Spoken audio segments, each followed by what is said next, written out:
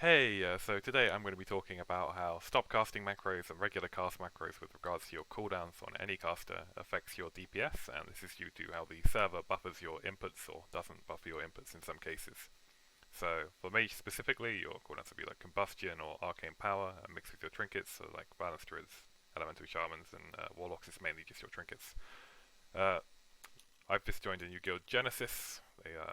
This is me here. I'm normally a warrior main, but I had access to my girlfriend's mage for one raid day. She let me play it to talk about this video and get my macros in and show you how you can improve your mage DPS. We're very lucky to have access to one of the top mages at the moment. Casada, he's performing extremely well. He's got some very nice passes, so it'd be very look at how to look at how he could have theoretically passed slightly higher even on his best kill times. So obviously 8Q is the current hot new content that's out at the moment, and this is all the looks I'll be looking at today are from Blackwing Lair because this is when I was playing the mage a while ago. But this is all completely applicable to 8Q as well. So to start with, there's three main ways to play mage. The first would be I'm just gonna use our mage class here as an example here. The first is with no macro, so you cast your abilities, don't have anything macro together. You press them one by one. Your timeline looks a little something like this. The second would be with some abilities macroed together. So this is you have you can see they're cast at the same time here, Frostbolt and Mind Quickening, and then same for Arcane Power. And does he do he does a POM that isn't macroed. And the final way to play Mage is how I play Mage would be here. And this is with my stop casting macros. You can see right away that my timeline is significantly more fluid, and there are pros and cons to doing this. If you make a mistake, it's a little bit more punishing. And I'm going to teach you how to do this and how it impacts your DPS and when it is a DPS gain. So I think the most important thing to do is to first mention the risk of doing this. You can potentially clip a Frostbolt early or late during the Frostbolt's cast. The earlier you do it, the less damage you lose, but you always lose damage, because every second you spend not casting as a mage is a second you are not doing damage, and you're not preparing further damage. So here, I clip one of my Frostbolts early, and I lose 1 second of my mage cast time, which, in the grand scheme of things, that could be an entire Frostbolt cast. It could be nothing, but it could be an entire Frostbolt cast. It could be very impactful to your overall damage. So that's just something to note.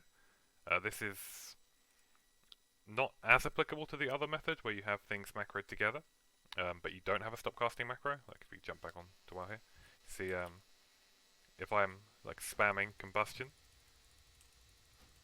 it will not.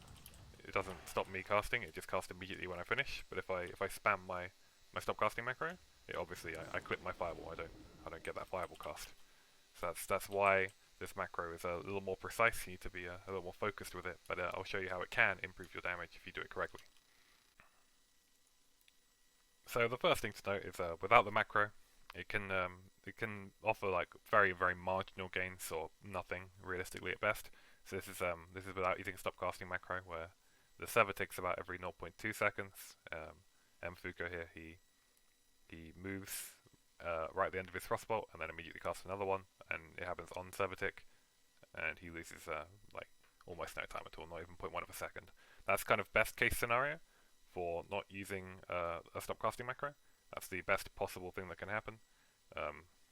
This is more worst case scenario where you move and the server ticks, and your server ticked once here and once here, and you lose 0.5 of a second doing your macro. So that's kind of the best in the worst case scenario of the two, which is kind of handy. It's in one fight. So at best, not using a stop cast macro costs you almost nothing, but at worst it can cost you between 0.2 to 0.4 seconds, depending on how fast your reaction speed is. Something to talk about very briefly is if we look at this timeline here, there's never any benefit to doing this. Casting your abilities separately rather than having them macro together it always costs you time, no matter how fast you think you are. This is always bad. You never want to do this. So even the top players in the world, like Casada's an extremely good player, he passes really well, could be potentially even better just by macroing them together and not even worrying about the stop casting. Where stop casting comes into the equation is, let's say, you're on a longer fight in AQ, something like Twin Emps, something like Cthulhu, one of those fights that takes a little bit longer, and you might have to cast your combustion and your trinkets, and then also maybe several restore mana effects. So you got your mana gem and your major mana potions. Each one of these with a stop casting macro means that if you do it perfectly, you lose no time, no downtime whatsoever. But if you do any of them without the macro, you just have a regular macro, no stop casting. You potentially could lose 0.2 seconds even if you played perfectly on every single one, which is 0.6 seconds, and that could very realistically be a cast, and that could be the difference between you getting like a 98 to a 99, or a 99 to a high 99, or a 99 to a 100. The reason it's a problem not to use the stop casting macro is because when you're casting a fireball, or any spell in WoW, you can buffer another cast right after it, but you can't buffer a cast and an action. So you can't buffer a fireball into a fireball and a trinket, or a fireball into a fireball and arcane power, or combustion, or even a mana gem. Let's say I wanted to cast a fireball and then I'm going to be pretty low on mana and I want to immediately get one of my mana gems on cooldown, or a major mana potion or whatever, and cast a fireball and lose no time. So if I cast a fireball on this and I start mashing this macro, you see it cancels my cast and I can't do anything. But if I cast it right at the end of the macro, like this, I lose no time whatsoever. I don't lose any time at all there. And it's that action which is why my timeline earlier on the Warcraft logs looks a lot smoother than the timeline of the other mages. If we take out this stop casting right here, we don't use this. Now the macro is spammable. I can spam the macro, but it won't immediately do it. Like, it's not doing the mana gem. So what you have to do instead is you have to, or trinket or whatever, is you have to cast and then immediately wait a second or move and cast, and then you get the mana gem. This means that every time that you do this, you're at the mercy of when the server ticks and how fast you move and how little you move. It all plays a factor, and each little second there, or like millisecond, impacts your DPS. So if we go back to Warcraft logs to look at my guildmate Mfuko's timeline, you can see these little micro actions actually end up costing him a bit of time. Sometimes, as you can see, the arcane power and the Frostbolt here, the macro he's got together here, they cost him almost nothing, like a fraction of a second. But over here, the movement was a little larger, or the server tick was a little bit worse for him, and it ended up costing him, like almost half a second. And the worst case scenario is it's half a second on your Mind Quickening Gem, it's half a second on your combustion, it's half a second on your major mana gem, it's half a second on your major mana potion. And that all adds up, and that could be 2 seconds. That's easily the difference between one cast and another cast.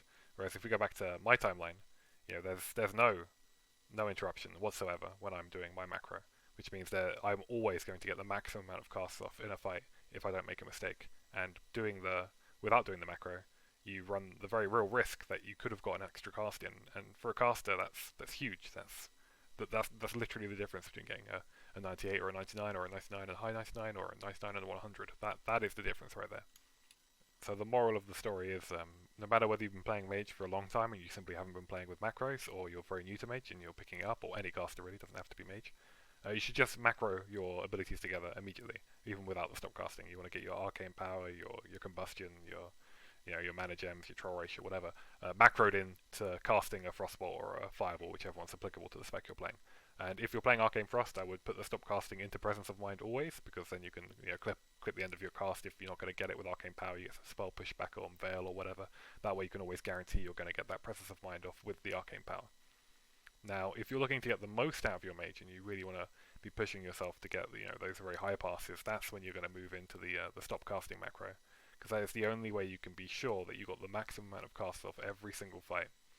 And like I said earlier, I'm typically a warrior player. I've just played my girlfriend's mage for one Blackwing Lair as Arcane Frost to try out this macro. And if I'm able to do it on my first time, you long-standing mage players are going to have no problems whatsoever. Don't be put off by the fact that you could do less DPS with the macro, because you could make a mistake. It's quite easy to do correctly. This is my warrior. I was main tanking for almost a year, and then 2 weeks ago I swapped to DPS, and I've been DPS now for 2 weeks as a warrior. So I'm not a caster main, and I was able to do it fine with no problems whatsoever. So I'm sure you're going to be able to pick it up extremely quickly.